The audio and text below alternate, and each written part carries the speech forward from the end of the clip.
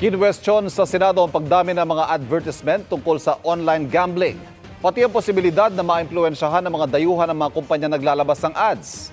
Kabilang ang advertising sa luluwagan ng pag-amyenda sa economic provisions ng konstitusyon sa ilalim ng RBH 6. Nakatutok si Mav Gonzalez. Sa pagtalakay ng Senado sa posibleng pagbibigay ng mas malaking foreign ownership sa advertising industry, kwinestyon ang pagdami ng ads para sa online gambling. There are ads, a lot of ads in social media, which is a very strong platform. Ads for like online casinos, online Chinese casinos. We were concerned about the influence of foreign influences, we'd have to look at that as well.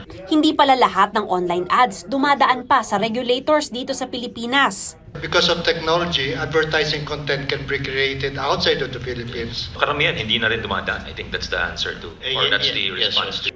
Kasama ang advertising sa luluwagan daw ng pag-amyenda sa economic provisions ng konstitusyon sa ilalim ng panukalang Resolution of Both Houses No. 6 o RBH 6. Pero sabi ng ilang taga-advertising industry, parang wala namang mababago dahil bukas na sila sa mga dayuhan.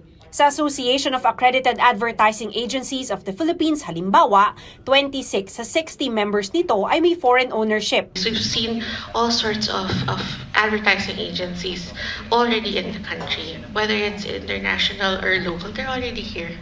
So it really doesn't change much for us. Concerns that how we provide values in our advertising, that's all recognized. However, that can be addressed as we construct or provide the limitations and all of the necessary regulations in the specific laws that we can provide after the Constitution.